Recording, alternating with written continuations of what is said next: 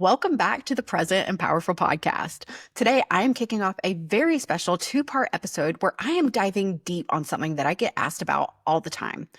What does it really take to land media features and visibility opportunities? For the past 15 years of my career, I have worked in corporate America on Capitol Hill in nonprofit, and I have worked with dozens of entrepreneurs who are really trying to find out how to grow their brand and be more visible while increasing their credibility, while enhancing their reputation, while building authority and really building their business through creating brand loyalty. And a lot of that happens from an earned media perspective. In my world, there are various ways to show up, and that basically comes down to earned media, owned media, paid media, and shared media. I thrive in the world of earned media. And what does that mean? It means it is PR opportunities. It is not paying to play. You are earning the visibility that you're getting. And the other areas of media that I talked about, paid, shared, and owned, are your website, your social media channels. Anything that you own is something that you can dictate what information, content, and products you can put out. Paid media is exactly what it sounds like. Anytime you are advertising or paying for visibility, paid media. And then shared media is this really great world of having other people share your content and really leverage the community around your business. I have had the great honor of serving some incredible entrepreneurs in my PR agency. So we have stepped in as their PR team and we are carrying the flag for their business when it comes to securing media mentions, to elevating their thought leadership, ensuring the right people hear the right messages. But how do they get there? How do they land those coveted media features? How do they end up on stages? How do they win the awards that, again, move the needle forward in their businesses? Well, I'll tell you, it comes down to a few things, and that's exactly what we're going to dive deep into today. And I'm going to show you a few case studies of clients that I have worked with in the past who have made this happen. And typically it requires hiring an expert, whether that is a PR agency, a consultant, or they're being coached. But there are a few things that these people all have in common, and I'm going to show you exactly what those things are.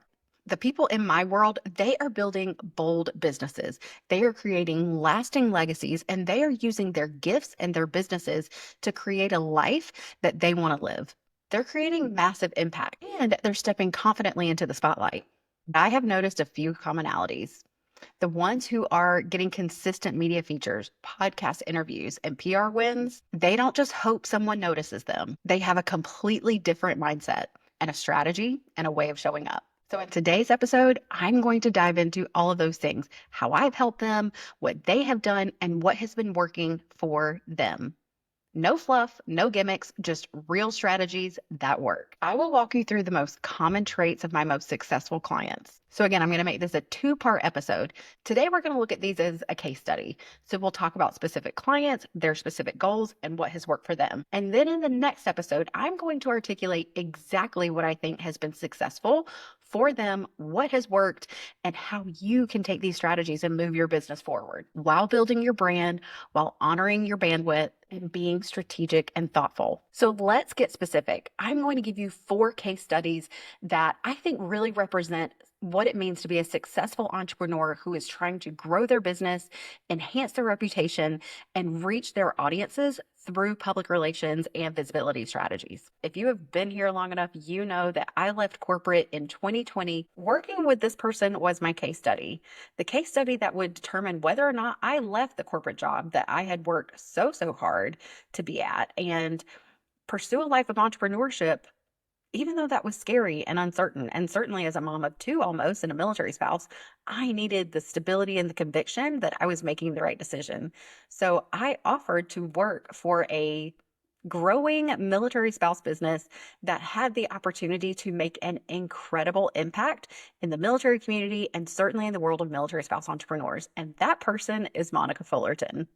In February of 2020, Monica launched Spousely, which is an e-commerce platform that is kind of like the Etsy of the military community. All of the vendors are now military spouses, veterans, and first responders. And so the impact of this business was big. And I really cared about that. I said, you know what, Monica, I really love what you're doing. I'm considering leaving my corporate job and building my own PR agency. I would love to work with you. I know you're in need of some digital marketing help, but I think I can do more for you. Would you like to work together? And of course, if you know Monica, you know that she was like, absolutely, let's do this together. And she said, here's a seat at my table. Also, I'm going to take care of you. I've got you. We're going to do this together. So I stepped in as Monica's director of marketing. And what did I do? I worked really, really hard to ensure that Monica, the CEO of Spousely, she could be the face of the brand. She was everything that people needed to see. She was an ambitious woman. She was an incredibly passionate military spouse. She had built something that the community desperately needed and people were already benefiting from in terms of employment, even though it was entrepreneurship. Military spouses face a 24% unemployment, which is about 4 or 5 times the national average. And therefore, many of us resort to entrepreneurship. Monica was creating a space where people could shop and support military connected businesses. And that's frankly a value that I think many consumers have. They want their dollars to make an impact. Monica created that for the military spouse community. And here's the thing about Monica. She is tenacious. She has an abundance of energy. She knew where she was going and she was hell bent on getting there, but she could not do it alone. The biggest thing that Monica needed was for her story and the story of her community was for that to be told, heard, seen, and on a big scale. So in addition to stepping in and featuring products and vendors and mission and impact, one of our most sound strategies was to elevate Monica as a thought leader, as a trailblazer in the community, and really feature her as an admirable, ambitious trailblazer and really stake our flag in her being the trailblazer, the community builder, the military family advocate that we all needed to see. And as many entrepreneurs are, Monica was like, whatever it takes, I'll do it. I'm there. Let me know what you need. And therefore, whenever I had a media opportunity, Monica was there. Not only was she there, she showed up on time. She had her key messages. She was a joy to interview, and she reciprocated by sharing broadly the opportunity that she had at hand. So whenever the interview aired, whenever the podcast aired, whenever the article came out, you better bet that it was everywhere. I will never forget the day that I got to call Monica on FaceTime and tell her that we landed a print article feature in Success magazine. It changed her life, it changed her business. And that really set the tone for the game that she was playing and how big she was willing to go. Having Monica featured as an entrepreneur in an entrepreneur focused publication that is highly regarded was an incredible start to our work together. It was also really imperative for Monica to be featured prominently in military connected publications and communities. Publications like Military Families Magazine, military.com, Military Spouse Magazine, other military connected publications and podcasts was an incredibly sound growth strategy and ensuring that we reached the right people, potential vendors, and the right consumers to support those vendors. And here's the thing about starting out new. You really do have to build your credibility in order to foster trust, in order to raise the caliber and the ponds in which you're trying to fish. That is when we sought out an award strategy. And Monica had already been doing this. She had pitched herself for a variety of awards. She had been named the Trailblazer for Military Spouse magazine. And there were a couple of award programs that she was all in on. And then there was the day that she applied for the Forbes Next 1000. And you know what? She got it. Having that logo and that icon next to her email signature in every email she sent meant that her credibility and trust immediately increased with every piece of communication.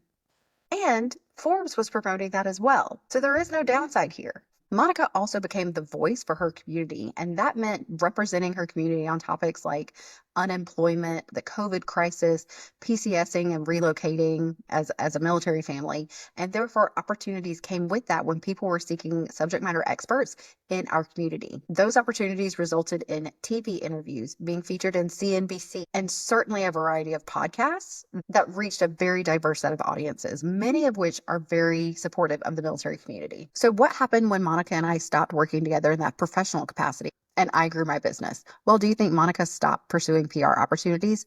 Absolutely not. Following that, she garnered even more awards, even more speaking opportunities, and continued to grow her business because the momentum kept up and she showed up. Monica hustled, she was reliable, and she was relentless. So let's move on now to another client that I've served in the past couple of years. And one of them is also a military connected client. They were a large VA loan originating firm, and they also had a realty business. But beyond that, they were an incredible military Air Force couple. Their business very keenly serves active duty relocating military families. So they had a very niche audience that we really need to dial in on. Sometimes people have big macro goals, other people really need to reach a finite audience. Working with Evan and Shannon of WeVet was a dream. They're the most wonderful couple to work with. They're a business owner and a married couple. And so it was just a real pleasure to be able to work on something that they're deeply passionate about and make sure that these resources and opportunities and education are available to military families who are going to buy a house, who are PCSing. And one thing that they don't need to worry about is trying to use the benefits that they already have access to. So Evan and Shannon really had an incredible wealth of knowledge, resources, and a vault of information that they could share with their potential clients while also giving them exactly what they need and supporting them in really meaningful ways during what is typically a very stressful time. So from a PR perspective, they really needed to reach military families. And their long-term strategy of having continual clients over the years is served by them doing great work for the people that they do bring in. So typically they focus on having lifetime clients, but they've got to find them first. The clients have to know about WeVet and the services they offer in order to be a potential customer. That was my job, making sure that active duty military connected clients knew about WeVet and not only the incredible service that they offer, but the level of care that Evan and Shannon brought to every single transaction. So my goal for Evan and Shannon was specifically to position Evan as an incredibly reliable subject matter expert in the military lending space. And certainly in the general mortgage lending space, positioning him as the subject matter expert, the go to expert, and someone who's also lived the life of an Air Force or military service member lended credibility to exactly the solution that they're providing. Our strategy for WeVet was very, very focused in the military community while also pursuing real estate, niche topics, trends, industries, and ways to elevate Evan's expertise even beyond the military community. So, building Evan's expertise and reliability as a subject matter expert in the general mortgage and real estate and lending space, while also cultivating a really strong brand awareness of the brand in the military community. And how did we pursue that? We sought out every single military connected publication, podcast, and even some financial planning podcasts that had a military tie into them. What resulted from those efforts were a variety of podcasts that were really intentionally focused on active duty military families, reaching military families through publications. And frankly, we really got ahead of the curve and were able to pitch, land, secure, and publish their names and faces and their brand on the cover of their number one target demographic publication. We also focused on new media, such as podcasts, video interviews, YouTube channels, and going live with several military connected influencers that had a significant following of military spouses, veterans, and active duty families. Here's what I loved about working with Shannon and Evan from WeVet. They had a true wealth of knowledge. They deeply cared about their clients, their impact, and their outcomes. They were not only focused on the media opportunity that they landed tomorrow, they were focused on long-term business growth and brand loyalty. Also, there's no fake it till you make it strategy here. Evan and Shannon are the real deal. They have lived the military life, they have been investors in their businesses, and they deeply, truly care about serving the military family community and doing so again with integrity and incredible customer service. Evan and Shannon also had an incredible brand to anchor in. The WeVet brand was essentially a pipeline to make sure that they could take advantage of every opportunity that they had and make sure that they continued to reach customers and bring them into their sphere. Their newsletters, their YouTube channel, they had high quality content on their website and on all of their social media channels. Again, it continues to build trust. Even when someone sees them on a podcast and goes to learn a little bit more about them, they were exactly what they positioned themselves to be. So Spousely and WeVet were two of the companies that I stepped in and I was their PR team. But there's also an element of coaching and either one-on-one or group coaching that also applies to how people can show up and garner significant media and PR wins through not even having a PR team. I'll start with Laura Longmire. Laura joined the Visibility Accelerator in 2024. And Laura showed up and she was hungry. And she was also aware that she didn't have all the answers and she needed to bring in an expert to show her the way. She wanted to learn and she wasn't in a place where she could bring in a PR agency. What does Laura do? She is a fashion stylist, but specifically for military spouse and veteran individuals who are maybe they're getting ready for a change of command and the spouse isn't sure what to wear. Maybe the veteran is transitioning from uniformed military life into the corporate world. Completely different set of attire and etiquette when it comes to dressing yourself for that next opportunity. And Laura is an incredible resource and someone who deeply cares about the outcomes that she's providing for all of her clients. When Laura joined the program, it was an 8-week program. And by the middle of the program, she had already landed several podcast opportunities. She was featured on the cover of a magazine. And she also expanded her marketing onto LinkedIn, where she was not currently present. And that is a gold mine. She was willing to show up in a new space where all of her potential clients were located just by showing up and offering value, offering education, and being present so people can find her. And that is where so much momentum has happened for her. So doing it scared, having a strategy, and making sure that you're in the right places. The most exciting thing for Laura is that in January of 2025, she made 50% of the revenue in that month of all of 2024. And I just got an update for her that she's like a couple of dollars away from her entire 2024 revenue right now in mid-April. That is ROI. Those are outcomes that we can really lean into through being visible, through being present, and through having a strategy by hiring an expert at any level. What did Laura do? She did it scared, but she also had the chops to back it up. She made sure that she was showing up in the right places where her target audience was going to be. Laura was also surrounded by a community of peers through this group coaching program. She was surrounded by people who could either support her or spread the word about her business. And I think part of group coaching is making sure that you're putting yourself in the right spaces to where your community can lift you up and help you achieve your goals through being accountable and through being champions of your business. And lastly, I'm excited to talk about my one-on-one client, Kate Ryman. Kate is the founder and CEO of Rogue Wave Toys, which is a compostable product, but it's a beach toy. She literally designed and built this product from her home, and now she composted it in her backyard garden in Hawaii. What does that mean? Kate has an incredible story, and that's just part of her journey. She's been doing this for the last 8 years, and her product is truly a meaningful one. It's well made, it's well crafted, the design and the aesthetics are incredible, the brand is impeccable. But Kate is hiring and outsourcing teams to help her, whether that is coaching, VA support, whatever it is that she needs. She is investing in herself and her business to make sure that her product sells and her brand grows, because she has a lot bigger plans following the sale of this product. Kate has a depth of knowledge on all things climate, sustainability, and eco-friendly product design. So not only is she a founder and a CEO of a product, she is an expert in this field. Frankly, I have a hard time keeping up of where Kate is landing because she is on podcasts. She is doing media interviews. She's speaking on stages. And frankly, she has a lot going on. She runs this business and she's a multi-passionate individual who, again, cares deeply about the outcome of her product.